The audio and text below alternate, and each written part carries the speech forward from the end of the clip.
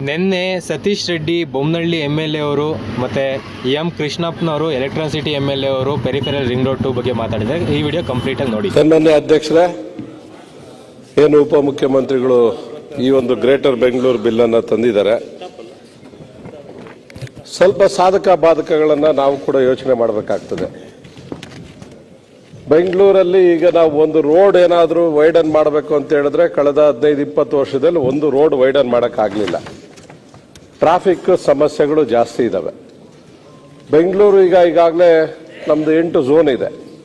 8 ಝೋನಲ್ಲೂ ಕೂಡ ನಮ್ಮಲ್ಲಿ ಕೃಷ್ಣಪ್ಪ ಅವ್ರದ್ದು ಮತ್ತು ನಮ್ಮ ಕಾನ್ಸ್ಟಿಟ್ಯೂನ್ಸಿ ಸೇರಿ ಒಂದು ಝೋನ್ ಇರುವಂಥದ್ದು.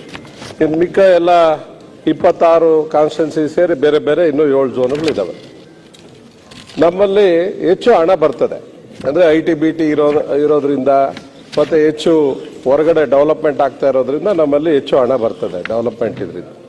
ವಿಶ್ವನಾಥ್ ಅದನ್ನೇ ಕೋಟ್ ಮಾಡ್ತಾ ಇದ್ದಿದ್ದು. ಮಾದೇವಪುರ ಮತ್ತು ಈ ಭಾಗದಲ್ಲಿ ಏನಾದರೂ ಕಾರ್ಪೊರೇಷನ್ ಆಗಿಬಿಟ್ರೆ ಹೆಚ್ಚು ಶ್ರೀಮಂತ ಕಾರ್ಪೊರೇಷನ್ ಆಗಿಬಿಡುತ್ತೆ ಅಂತ.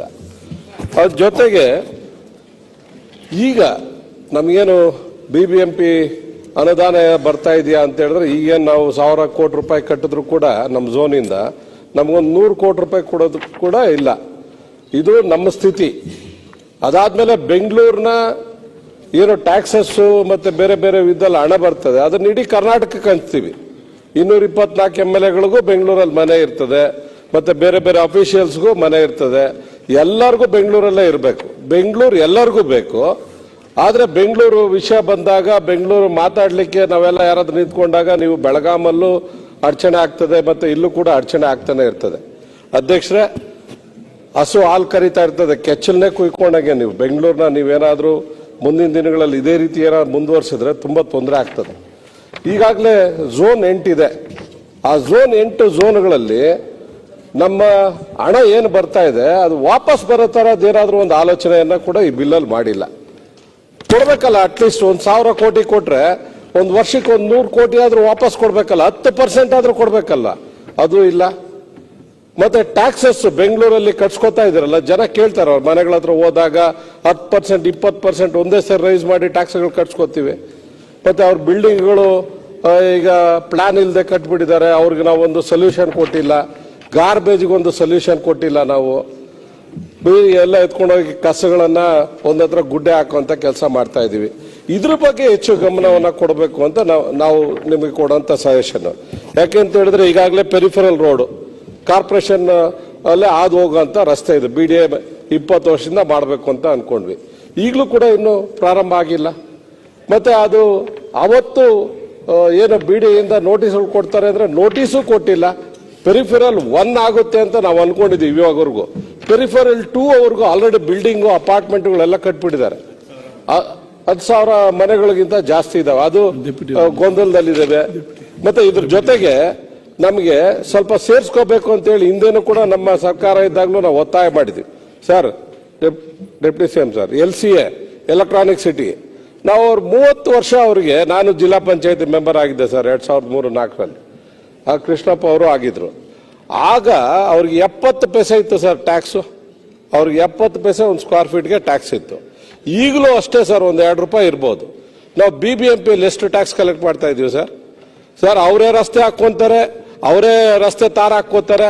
ಮತ್ತೆ ಎಲೆಕ್ಟ್ರಾನಿಕ್ ಸಿಟಿ ಒಳಗಡೆ ಮಾತ್ರನೇ, ಹೊರಗಡೆ ಒಂದು ಪಂಚಾಯತಿಗೂ ಕೂಡ ಡೆವಲಪ್ಮೆಂಟ್ ಮಾಡಕ್ ಬರಲ್ಲ ಸರ್. ಅರ್ಧ ಕಿಲೋಮೀಟರ್ ಸ್ವಲ್ಪ ಹಿಂದಕ್ಕೆ ಬಂದು ಒಂದು ರಸ್ತೆ ಮಾಡ್ರಿ ಅಂದ್ರೂ ಮಾಡಲ್ಲ. ಮತ್ತೆ ನಮ್ಮ ಟ್ರಾಫಿಕ್ ಪೊಲೀಸ್ ಅವ್ರನ್ನ ಕರ್ಕೊಂಡೋಗಿ ಆಚೆಯಿಂದ ಬರ್ತಾ ಇರೋಂಥ ಟ್ರಾಫಿಕ್ನೆಲ್ಲ LCAದಲ್ಲಿ 1 ವೇ ಮಾಡಿ ಅವ್ರಿಗೆ ಹೆಂಗ್ ಬೇಕೋ ಹಂಗೆ ಮಾಡಿ ಇಟ್ಬಿಟ್ಟಿದ್ದಾರೆ ಸರ್. ಎಷ್ಟು ಕಷ್ಟ ಆಗುತ್ತೆ ಅಂದ್ರೆ ವಿಲೇಜರ್ಸ್ ಹೊರಗಡೆ ಹೋಗೋದಕ್ಕೆ ಅಷ್ಟು ಕಷ್ಟ ಆಗ್ತಾ ಇದೆ. ದಯವಿಟ್ಟು ಸರ್, ನೀವು ಫಸ್ಟ್ ಏನಾದ್ರು ಸೇರಿಸ್ಬೇಕು ಬೆಂಗಳೂರಿಗೆ ಏನಾದ್ರು ಜಾಗ ಯಾವ್ದಾದ್ರು ಅಂದ್ರೆ ಎಲೆಕ್ಟ್ರಾನಿಕ್ ಸಿಟಿ ದಯವಿಟ್ಟು ಸೇರಿಸಿ. ನಮ್ಗೆ ಹಣನೂ ಬರ್ತದೆ, ಡೆವಲಪ್ಮೆಂಟ್ಗೆ ದುಡ್ಡು ಬರ್ತದೆ. ಕ್ಷೇತ್ರ ನಂದು ಕೃಷ್ಣಣ್ಣ ಕ್ಷೇತ್ರನೇ ಮೊದಲು, ಅದೆಲ್ಲ ಜಿಲ್ಲಾ ಪಂಚಾಯತಿ ನನಗೆ ಬರ್ತಾ ಇದೆ ಸರ್. ಈಗ ಅದೆಲ್ಲ ಕಾರ್ಪೊರೇಷನ್ ಆಗ್ಬಿಟ್ಟಿದೆ. ಸ್ವಲ್ಪ ಅರ್ಧ ಕಾರ್ಪೊರೇಷನ್ ಆಗಿದೆ, ಇನ್ನು ಅರ್ಧ ಹಾಗೆ ಉಳ್ಕೊಂಡಿದೆ. ಎಲೆಕ್ಟ್ರಾನಿಕ್ ಸಿಟಿ ಅಸೋಸಿಯೇಷನ್ ಅವರು ನಮಗೆ ಒಂದು ಕಾರ್ಪೊರೇಷನ್ ಅಲ್ಲಿ ಬರೋಷ್ಟು ಹಣ ಬರ್ತದೆ ಸರ್, ಸರಿಯಾಗಿ ಟ್ಯಾಕ್ಸ್ ಹಾಕಿದ್ರೆ ತಾವು. ಮತ್ತೆ ಫ್ಲೈಓವರ್ ಬಗ್ಗೆ, ಟನಲ್ ರೋಡ್ ಬಗ್ಗೆ ತಾವು ಹೇಳಿದಿರ. ನಮ್ಗಂತೂ ಬೆಂಗಳೂರಲ್ಲಿ ಟನಲ್ ರೋಡ್ ಫ್ಲೈಓವರ್ ಮಾಡಿದ್ರೆ ಖುಷಿ ಪಡುವಂತ ಜನನೇ ನಾವು. ಆದ್ರೆ ಇವೆಲ್ಲ ಆಗ್ತದ ಇನ್ ಟೈಮ್ಗೆ? ತಾವು ಪ್ರಸ್ತಾಪ ಮಾಡಿದ್ರೆ ಹಿಂದೆ ಮಾಡಿರ್ಲಿಲ್ಲ, ಈಗ ತಾವು ಪ್ರಸ್ತಾಪ ಮಾಡಿದ್ರೆ ಬಜೆಟ್ ಅಲ್ಲಿ ಆದಷ್ಟು ಬೇಗ ಮಾಡಿ. ನಮ್ಮ ಸರ್ಕಾರದ ನಮ್ಮ ಹಿಂದಿನ ಸರ್ಕಾರನೂ ಇತ್ತು, ಆಗ್ಲೂ ಕೂಡ ಅದಕ್ಕಿಂತ ಮುಂಚೆ ಬಂದ ಸರ್ಕಾರ ಇದನ್ನ ಸ್ವಲ್ಪ ಪ್ರಯತ್ನ ಮಾಡಕ್ ಹೋಗಿತ್ತು, ಅಂದ್ರೆ ವಿಭಜನೆ ಮಾಡಬೇಕು ಅಂತ. ಆಗ 80 ಸೀಟ್ ಬಂದ್ಬಿಟ್ಟಿತ್ತು ಸರ್ ಕಾಂಗ್ರೆಸ್. ನೀವು ಬೇರೆ ಮುಂದೆ ಮುಖ್ಯಮಂತ್ರಿ ಆಗ್ಬೇಕು ಅನ್ಕೊಂಡಿದ್ರೆ ಯಾಕೆ ಸರ್ ನಿಮ್ಗೆ, ನೀವು ಮುಖ್ಯಮಂತ್ರಿ ಆಗಿರು ಅಂತ ಬಿಡಿ. ಇದನ್ನ ವಿಶ್ವನಾಥ್ ಹೇಳ್ದಂಗೆ ಇನ್ನು ಇದೆಲ್ಲ ಕಂಪ್ಲೀಟ್ ಡಿವೈಡ್ ಆಗಿ ಇಡೀ ಕರ್ನಾಟಕ ಮತ್ತೆ ಎಂಪಿಗಳು ಎಲ್ಲ ಡಿವೈಡ್ ಆಗಿ ಬಂದ್ಮೇಲೆ ಒಂದೇ ಸರಿ ಅವಾಗ ಮಾಡ್ಬೇಕಾ ಅನ್ನೋದನ್ನೆಲ್ಲ ಸ್ವಲ್ಪ ಆಲೋಚನೆ ಮಾಡಿ. ನಿಮ್ಮ ಒಳ್ಳೇದಕ್ಕೆ ಸರ್ ನಾವೆಲ್ಲ ಹೇಳೋ ಅಂಥದ್ದು. ಯಾಕಂದ್ರೆ ಬೆಂಗಳೂರು ನಮ್ಮೆಲ್ಲರದು ನೀವು ಹೇಳ್ತಾ ಇರ್ತೀರ ಎಲ್ಲ ನಾವು ಹೊರಗಡೆಯಿಂದ ಬಂದಿದೀವಿ ಅಂತ, ನೀವು ನಮ್ಮವರೇ ಅಂತಾನೆ ನಾವು ತಿಳ್ಕೊಂಡ್ರೆ ಸರ್. ನಾನ್ ಬೆಂಗಳೂರು ಜಿಲ್ಲೆಯವನು. ಅಲ್ಲ ಸರ್, ನೀವು ನಾನು ಬೆಂಗಳೂರು ಅಲ್ಲ, ನೀವು ಬೆಂಗಳೂರು ಅವರೇ ನಮ್ಮವರೇ ಅಂತಾನೆ ನಾವು ತಿಳ್ಕೊಂಡ್ರೆ ಸರ್. ಸಾಹೇಬ್ರು ಸುಂಕದ ಕಟ್ಟೆಯಲ್ಲಿ ಎಲ್ಲ ಹೊರಗಡೆ ಬಂದದ್ದು ಬೇರೆ. ಹೊರಗಡೆ ಅಂದ್ರೆ ನೀವೇನ್ ಬೇರೆ ಸ್ಟೇಟ್ ಇಂದ ಅಂತ ಹೇಳಿದ್ವ ಸರ್? ಬೆಂಗಳೂರು ಜಿಲ್ಲೆಯವನೇ. ಸಂತೋಷ ಸರ್, ಜಿಲ್ಲೆಯವನೇ ನಾನು. ನಿಮ್ ಬೆಂಗಳೂರು ಮೇಲೆ ಪ್ರೀತಿ ಇದೆ ಅಂತ ತುಂಬಾ ಚೆನ್ನಾಗಿ ಗೊತ್ತಿದೆ ಸರ್ ನಮ್ಗೆ. ಒಟ್ಟು ಬೆಂಗಳೂರು ಜಿಲ್ಲೆಲೆ ಸರ್, ಅದ್ ಬಿಟ್ಟು ರಾಮನಗರ ಅಂತ ಆಗಿದೆ ಅಷ್ಟೇ, ಹೆಸರು ರಾಮನಗರ ಆಗಿದೆ. ಇದು ಬೆಂಗಳೂರು ಜಿಲ್ಲೆ ಇನ್ಕ್ಲೂಡಿಂಗ್ ಸಿಟಿ ಒಳಗಡೆ ಇರೋದು ಬೆಂಗಳೂರು ಜಿಲ್ಲೆ. ಆಮೇಲೆ ಮೆಟ್ರೋದು ಹೌದೌದು, ಇಟ್ ಈಸ್ ಬೆಂಗಳೂರು ಅಲ್ಲಿ. ಅದನ್ನ ಬೆಂಗಳೂರು ಸಿಟಿ ಅಂತ ಮಾಡಿದ್ರಿ, ಅದನ್ನ ರೂರಲ್ ಅಂತ ಆಯ್ತು, ಅರ್ಬನ್ ಡಿಸ್ಟಿಕ್ ಅಂತ ಆಯ್ತು, ಬೆಂಗಳೂರು ರೂರಲ್ ಅಂತ ಆಯ್ತು, ರಾಮನಗರ ಆಯ್ತು ಸರ್. ಡಿಸ್ಟಿಕ್ ಮಿನಿಸ್ಟರ್ ಇದ್ದಾಗ ಫುಲ್ ಈ ಆ ಕಡೆ ಹೆಬ್ಬಾಳು, ಈ ಕಡೆ ಬನಶಂಕರಿ, ಈ ಕಡೆ KR ಪುರಂ ಎಂಟ್ರನ್ಸ್, ಈ ಕಡೆ ಇದಿತ್ತು. ಬಿಟ್ರೆ ಮಿಕ್ಕಿದೆಲ್ಲ ಇನ್ಕ್ಲೂಡಿಂಗ್ ಪೀಣ್ಯ ಎಲ್ಲ ನನಗೆ ಇತ್ತು. ನಮ್ಮವರೇ ಬಿಡಿ ಸರ್. ಎಲ್ಲ ನಮ್ದು ಸುಮಾರು 15 ಲಕ್ಷ ಏರಿಯಾ ಎಲ್ಲ ಕಂಪ್ಲೀಟ್ ಇತ್ತು. ಮುನ್ನತ್ತ ಏರಿಯಾ ಎಲ್ಲ ನಮ್ಮ ಇದಕ್ಕೆ ಇತ್ತು. ಉತ್ರಳ್ಳಿಗಿತ್ತಲ್ಲ ಸರ್, ಉತ್ರಳ್ಳಿನೂ ಇತ್ತು ಸರ್. ನೀವು ನಮ್ಮವರೇ, ನೀವು ಕುಂಭಮೇಳಕ್ಕೆ ಹೋಗಿದ್ದೀರಾ, ಪೂಜೆ ಮಾಡಿದ್ದೀರಾ, ಹಿಂದುತ್ವ ಮಾಡಿದ್ದೀರಾ, ನೀವು ನಮ್ಮವರೇ ಅಂತ ಅನ್ಕೊಂಡಿದ್ದೀವಿ ನಾವು ಸರ್. ಆಮೇಲೆ ಡಬಲ್ ಡಕ್ಕರ್ ಫ್ಲೈಓವರ್ ಬಗ್ಗೆ ಹಿಂದೆನೂ ಕೂಡ ತಮ್ಗೆಲ್ಲ ನಾವು ಸಜೆಷನ್ ಮಾಡಿದ್ವಿ ಸರ್. ಕಾರ್ಪೊರೇಷನ್ ಏರಿಯಾದಲ್ಲಿ ಏನು ನಮ್ಮ ಔಟರಿಂಗ್ ರೋಡ್ ಇದೆ, ದಯವಿಟ್ಟು ಮೆಟ್ರೋ ರೋಟಿಗೆ ಇನ್ ಸ್ವಲ್ಪ ಸರಿಯಾಗಿ ಮಾತಾಡಿ ಸರ್. ಎಲ್ಲೆಲ್ಲಿ ಫ್ಲೈಓವರ್ಸ್ ಇನ್ನು ಸ್ವಲ್ಪ ಪೆಂಡಿಂಗ್ ಇದೆ ಅಲ್ಲಿ ಡಬಲ್ ಡಕ್ಕರ್ ಹಾಕ್ಲಿ ಸರ್. ಇಲ್ಲ ಅಂದ್ರೆ ನಮ್ಗೆ ತುಂಬಾ ಸಮಸ್ಯೆ, ಲ್ಯಾಂಡ್ ಅಕ್ವಿಸೇಷನ್ ಇವೆಲ್ಲ. ಯಾಕಂದ್ರೆ ಮೆಟ್ರೋಗೆ 1:3 ನಾವು ದುಡ್ಡು ಕೊಡ್ತೀವಿ ಮಾರ್ಕೆಟ್ ರೇಟು. BBMP ಏನಾದ್ರು TDRಗೆ ಬೆಲೆ ಅಂತೂ ಇಲ್ಲ ಸರ್. ತಮಗೂ ಕೂಡ ಗೊತ್ತಿದೆ, TDR ಬ್ಯಾಂಕ್ ಮಾಡ್ತೀವಿ ಅಂದ್ವಿ, TDR ಯಾರಾದ್ರೂ ತಗೊಂಡೋಗಿ ತೋರಿಸಿದ್ರೆ ಬೈದು ವಾಪಸ್ ಕಳಿಸ್ತಾರೆ. ನಮ್ಗೆ ಯಾವ ರೋಡು ಅಗಲೀಕರಣ ಆಗಕ್ಕಾಗ್ಲಿಲ್ಲ. ಮತ್ತೆ ಈ ಬಿಸ್ನೆಸ್ ಕಾರಿಡಾರ್ ಸರ್, ಆಗ್ಲೇ ನಿಮ್ಗೆ ಹೇಳ್ತಾ ಇದ್ದೆ, ನೀವು ಆ ಕಡೆ ಇದ್ರೆ ಪೆರಿಫೆರಲ್ ರೋಡ್ 1 ಅಂತ ಮಾಡಿದಿರಲ್ಲ ಸರ್, ಈಗ 2ನ ನೀವು ಮಾಡಬೇಕು ಅಂತ ಈಗ ಮಾಡಲ್ಲ ಅಂತ ಹೇಳಿದ್ರೆ ಈಗ ಮತ್ತೆ ಮಾಡಬೇಕು ಅಂತ ಮುಂದಕ್ಕೆ ಕೊಟ್ಟಿದ್ದೀರಾ. ಅಲ್ಲಿ ಎಲ್ಲ ಬಿಲ್ಡಿಂಗ್ಸ್ ಆಗ್ಬಿಟ್ಟಿದೆ ಸರ್, ಕಂಪ್ಲೀಟ್ ಅಪಾರ್ಟ್ಮೆಂಟ್ಸ್, ಒಂದು 10,000 ಮನೆಗಳಾಗ್ಬಿಟ್ಟಿದೆ. ಸರಿಯಾಗಿ ನೋಡಿ ಸರ್, ಪಾಪ ರೈತರು ಕೂಡ ತುಂಬಾ ಜನ ಅಲ್ಲಿ ನೀವು ಅಪ್ರೂವಲ್ ಕೊಡಲ್ಲ BDA ಇಂದ, ಮತ್ತೆ ಏನಕ್ಕೂ ಕೊಡೋದಿಲ್ಲ ಸರ್. ಹಾಗೆ ಇದೆ, ಒಂದು 20 ವರ್ಷದಿಂದ ಹಾಗೆ ಇದೆ ಸರ್. ಇಲ್ಲ ನೀವು ಮಾಡ್ತೀವಿ ಅಂದ್ರೆ ರೋಡ್ ಮಾಡ್ಬಿಡಿ, ಇನ್ನೊಂದು 10 ವರ್ಷ ಆದ್ಮೇಲೆ ನೀವು ಲ್ಯಾಂಡ್ ವ್ಯಾಲ್ಯೂ ಅದೆಲ್ಲ ತುಂಬಾ ಸಮಸ್ಯೆ ಆಗ್ತದೆ ಸರ್. ಆ ಪೆರಿಫೆರಲ್ ರೋಡ್ ಬಗ್ಗೆ, ಬಿಸ್ನೆಸ್ ಕಾರಿಡಾರ್ ಬಗ್ಗೆ ಸ್ವಲ್ಪ ಒಂದು ತೀರ್ಮಾನ ತಗೊಳ್ಳಿ ಸರ್. ನೀವು ನಮ್ಮ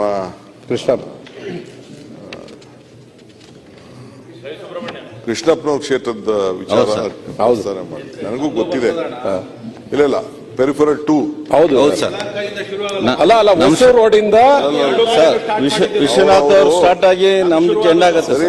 ಏನಾಗಿದೆ ನಮ್ದೇ ಎಲೆಕ್ಟ್ರಾನಿಕ್ ಬನ್ನೂರುಘಟ್ಟ ರೋಡ್ ವರೆಗೂ ಮೊದಲು ನೋಟಿಫಿಕೇಶನ್ ಆಗಿದೆ. ನೋಟಿಫಿಕೇಶನ್ ಆಗಿ ಅದನ್ನ ರೋಡ್ ಮಾಡಬೇಕಾಯ್ತು, ರೋಡ್ ಮಾಡಲಿಲ್ಲ.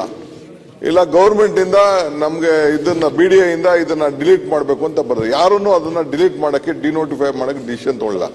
ಇಲ್ಲ ಅವ್ರಿಗೆ ಡಿಲೀಟ್ ಮಾಡ್ಬಿಟ್ಟು ಪ್ಲಾನ್ ಮಾಡ್ಕೊಳ್ಳಿ ಅಂತ ಬಿಡ್ಬೇಕಾಯ್ತು. ಕಂಪ್ಲೀಟ್ ಸ್ಟ್ರೆಚ್ ಹಂಗೆ ಬಿಟ್ಟವ್ರೆ. ನಾನಂತೂ ಡಿಲೀಷನ್ ಮಾಡಕ್ ಹೋಗಲ್ಲ. ಈ ಡಿನೋಟಿಫೈ ಮಾಡ್ಬಿಟ್ಟು ನನಗೂ ಈ ಪ್ರಾಬ್ಲಮ್ ಎಲ್ಲ ತಗಲಾಕೊಳಕ್ ಆಗ್ತದೆ. ಸೊ ಅಲ್ಟಿಮೇಟ್ಲಿ ಡಿಸಿಷನ್ ತಗೊಂಡೆ, ಏನೋ ಒಂದು ಮಾಡಿ ಅಟ್ಲೀಸ್ಟ್ ಒಂದು ಅವ್ರಿಗೆ ಒಂದಷ್ಟು ಕಾಂಪನ್ಸೇಷನ್ ಪಕ್ಕದಲ್ಲಿ ಒಂದಷ್ಟು ತಗೊಂಡು ಅದಕ್ಕೆ ಎನ್ಹಾನ್ಸ್ ಕಾಂಪನ್ಸೇಷನ್ಗೋ ಏನಾರು ಒಂದು ಮಾಡೋಣ ಅಂತೇಳಿ. ಯಾಕೆಂದ್ರೆ ಯು ಕಾಂಟ್ ಡಿಲೀಟ್.